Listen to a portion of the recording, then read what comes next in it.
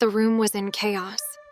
A shattered wine glass lay on the floor, red droplets of Merlot splattered across the white marble, too similar to blood. Papers were strewn across the desk, a torn contract among them. And in the center of it all, me. I pressed my back against the wall, my breath ragged, my hands shaking as I clutched the edge of the table for balance. Across from me, Nathan Pierce, the man who had built my career from the ground up, stood motionless. His perfectly tailored suit was now disheveled, his jaw tight, his piercing blue eyes locked onto me with something between amusement and fury. "You're making a mistake, love," he murmured, his voice calm, too calm. I swallowed hard, forcing myself to stand my ground. "I don't want to do this anymore, Nathan." My voice wavered. "I want out." His lips curled into a slow, knowing smile. There is no out. Before we dive into the full story, let me know in the comments. If you were given a contract that made you rich but also trapped you, would you take the deal? Don't forget to like this video and subscribe for more stories that keep you on the edge of your seat. Now let's get into it. I used to think I had it all. Luxury, security, power. OnlyFans had given me that. No, Nathan had given me that. He found me when I was nothing, built me into Ivy Hart, the most sought-after name in the industry. It was never just about content. Nathan ran Eros Management, a boutique agency catering exclusively to OnlyFans creators. He handled everything: branding, sponsorships, even security. He called the shots, and in return, he took 40% of our earnings. At first, I didn't mind. He was smart, charming, and had an undeniable aura of control that made everyone listen. But over time, something shifted. The way he spoke to me became more possessive. The way he controlled my schedule became suffocating. The way he watched me became terrifying.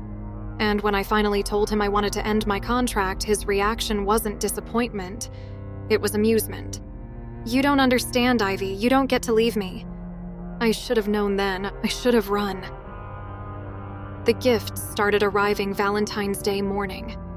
Roses. Dozens of them flooding my apartment like a funeral display.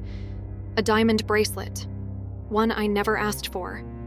A custom-made lingerie set in my exact size. And a card. "Happy Valentine's Day, my love. Forever is not something you choose. It's something you accept." My stomach twisted. I grabbed my phone and dialed Nathan. "You need to stop." My voice was sharp, but I wasn't sure if I was warning him or begging him. His laugh was soft. "Oh, Ivy, don't be dramatic. These are gifts, my gifts, for my girl." I clenched my jaw. "I am not your girl." Silence. Then, a soft chuckle. "That's cute. But you and I both know that's not true. You signed the contract. That means you're mine." A shiver ran down my spine.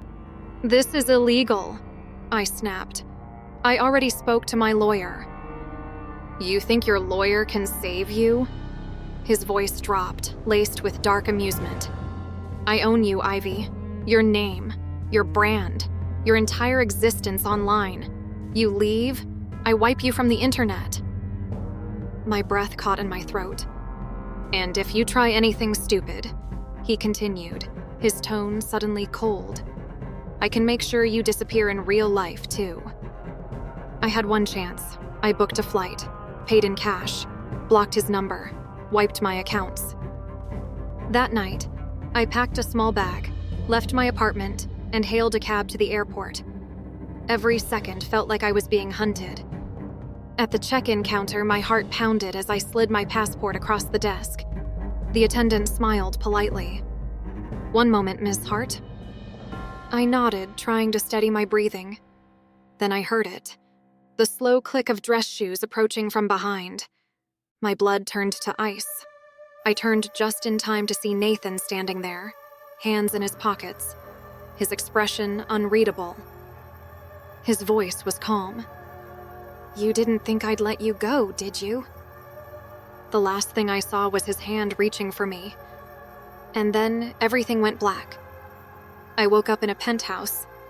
Nathan's penthouse.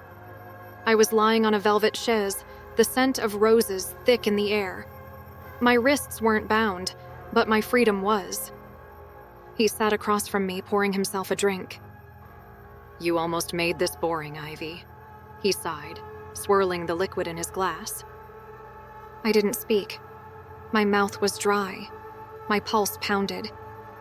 You were never going to leave, he said, eyes locked onto mine. But I suppose you had to learn the hard way. I exhaled shakily. You can't keep me here. His smile was slow. Can't I? And then he lifted his phone. With a single tap, a video played on the massive TV behind him. Mr. Sleeping. The timestamp? Last night. My stomach dropped. He had been in my apartment. I bolted. I didn't think. I just ran. Nathan was fast, but I was faster. I grabbed the first object I could, a crystal vase, and swung it against his head. Glass shattered. Blood bloomed across his temple. I didn't wait to see if he got up. I ran through the penthouse, down the emergency stairs, out into the streets. And I never looked back. It's been 6 months. Nathan Pierce is still out there. Untouchable, unscathed. Eros management collapsed after an anonymous whistleblower leaked evidence of financial fraud and coercion. But Nathan vanished. I changed my name, moved across the country, deleted everything. But some nights I still wake up gasping, my mind replaying that moment in the airport. Because I know he's not gone. Not really. And on nights like these, I still hear his voice whispering in my ear. You don't get to leave me, Ivy. Not ever.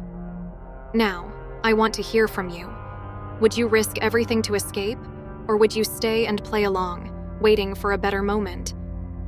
Let me know in the comments below, and if you loved this story, don't forget to like this video, subscribe to the channel, and turn on notifications so you never miss a chilling tale. Stay safe, stay aware, and remember, someone's always watching.